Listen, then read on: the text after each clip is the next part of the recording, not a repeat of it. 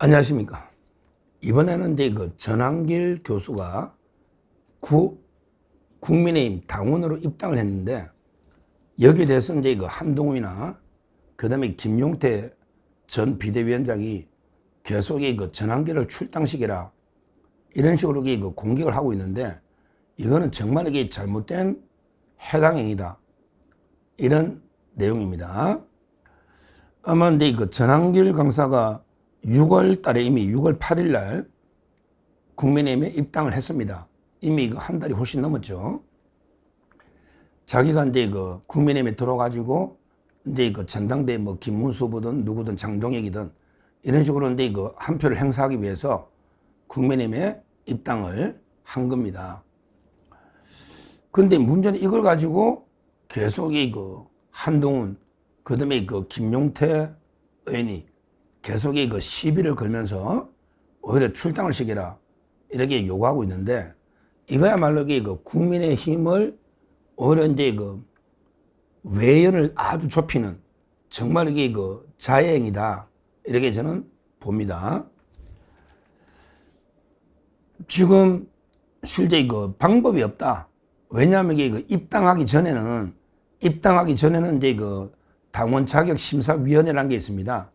그래서 옛날에 그 김계리 변호사, 그 아시죠? 윤석열 대통령이 변호인 김계리 변호사가 입당하려고 했더니 당원 자격 심사위원회 열어가지고 입당을 막아버리잖아요. 그러니까 입당하기 전에는 심사하는 제도가 있는데, 저는 그것도 잘못됐다 봐요. 아니, 김계리 변호사가 윤석열 대통령이 변호하는 거 하고 이게 왜 국민의힘 입당을 막죠? 저는 도저히 납득이 안 됩니다. 근데 그렇다고 지금 기사가 나 있습니다. 참고로 어제 그 모스탄 대사가 이제 그 윤석열 대통령하고 편지로 제가 주고받았잖아요.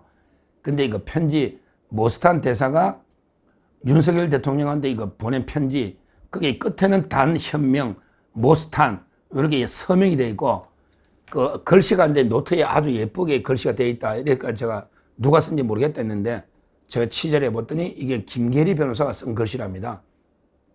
그러니까 모스탄 대사의 내용을 이렇게 불러주면 김계리 변호사가 그렇게 적어서 끝에 모스탄 대사가 사인만, 서명만 한 이런 이제 편지다. 이건 제가 전한길 강사한테 확인했습니다.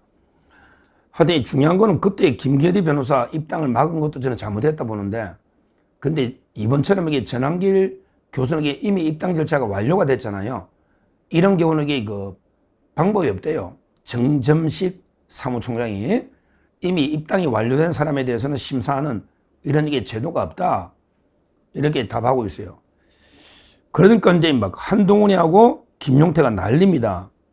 한동훈이가 이제 뭐랬냐, 전한길 강사 같은 부정선거 음모론과 윤석열 어겐 아이콘을 국민의힘에 입당시키는 걸 국민이 어떻게 보겠느냐. 그러면서 그 국민의힘은 부정선거 음모론을 지지하지 않는 정당이다, 이렇게 맹공격을 했습니다. 한동훈이가.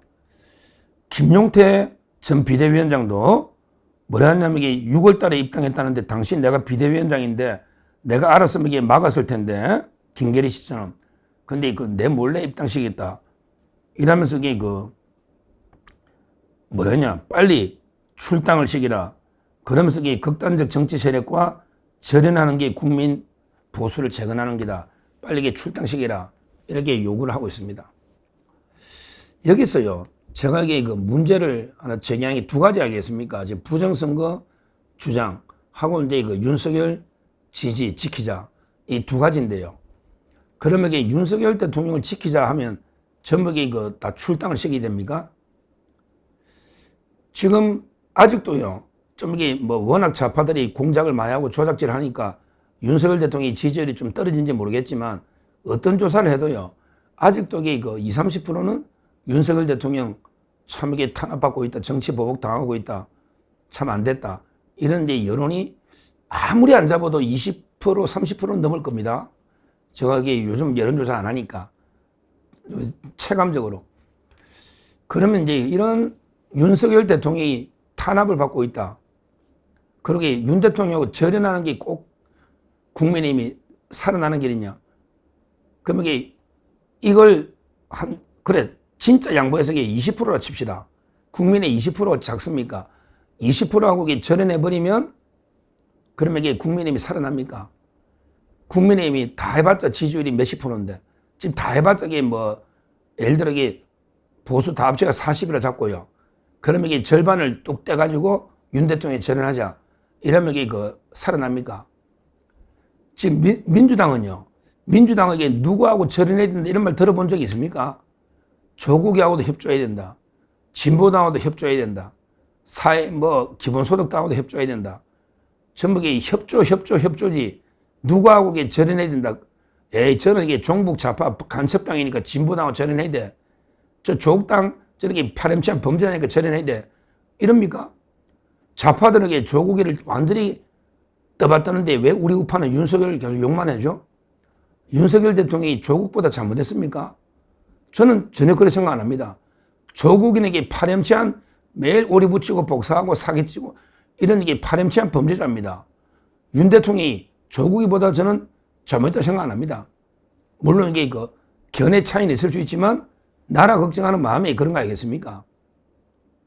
이 좌파들이 김건희에서 지키려고 계엄했다고 말도 안 되는 가짜뉴스.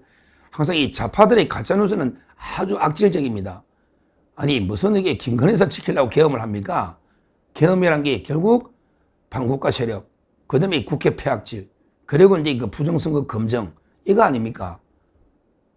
그러니까 좌파들이 항상 이런 식으로 악질적으로 계속 선동질 하면요. 똑같은 말도 100번, 1000번 들으면 그런가? 야, 윤석열이 김건희 지키려고 계엄했나? 이런 말도 안 되는 짓을 믿게 되는 거예요. 하여튼 중요한 거는 윤 대통령을 지지하는 데서 다 출당식이고 절연하면요. 지지율 바로 한 자릿수로 떨어질 수가 있다.